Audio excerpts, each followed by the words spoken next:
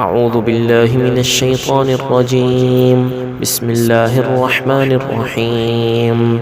تبارك الذي بيده الملك وهو على كل شيء قدير، الذي خلق الموت والحياة ليبلوكم أيكم أحسن عملا، وهو العزيز الغفور. الذي خلق 7 سماوات طباقا، ما ترى في خلق الرحمن من تفاوت، فارجع البصر هل ترى من فطور، ثم ارجع البصر كرتين ينقلب إليك البصر خاسئا وهو حسير.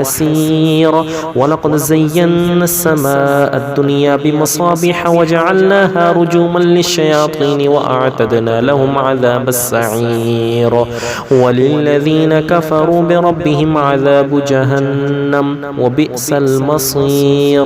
إذا ألقوا فيها سمعوا لها شهيقا وهي تفور، تكاد تميز من الغيظ، كلما ألقي فيها فوج سألهم خزنتها ألم يأتكم نذير، قالوا بلى قد جاءنا نذير فكذبنا وقلنا ما نزل الله من شيء إن أنتم إلا في ضلال كبير. وقالوا لو كنا نسمع أو نعقل ما كنا في أصحاب السعير، فاعترفوا بذنبهم فسحقا لأصحاب السعير. إن الذين يخشون ربهم بالغيب لهم مغفرة وأجر كبير. وأسروا قولكم أو اجهروا به إنه عليم بذات الصدور. ألا يعلم من خلق وهو اللطيف الخبير. هو الذي جعل لكم الأرض ذلولا فامشوا في مناكبها وكلوا من رزقه وإليه النشور. أأمنتم من في السماء أن يخسف بكم الأرض فإذا هي تمور، أم أمنتم من في السماء أن يرسل عليكم حاصبا فستعلمون كيف نذير. ولقد كذب الذين من قبلهم فكيف كان نكير.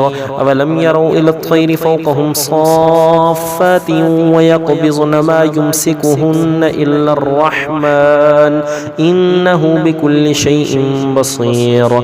أمن هذا الذي هو جند لكم ينصركم من دون الرحمن إن الكافرون إلا في غرور. أمن هذا الذي يرزقكم إن أمسك رزقه بل لجوا في عتو ونفور. أفمن يمشي مكبا على وجهه أهدى أم من يمشي سويا على صراط مستقيم. قل هو الذي أنشأكم وجعل لكم السمع والأبصار والأفئدة قليلا ما تشكرون. قل هو الذي ذرأكم في الأرض وإليه تحشرون. ويقولون متى هذا الوعد إن كنتم صادقين. قل إنما العلم عند الله وإنما أنا نذير مبين. فلما رأوه زلفة سيئت وجوه الذين كفروا وقيل هذا الذي كنتم به تدعون. قل أرأيتم إن أهلكني الله ومن معي أو رحمنا فمن يجير الكافرين من عذاب أليم. قل هو الرحمن آمنا به وعليه توكلنا فستعلمون من هو في ضلال مبين. قل أرأيتم إن أصبح ماؤكم غورا فمن يأتيكم بماء معين.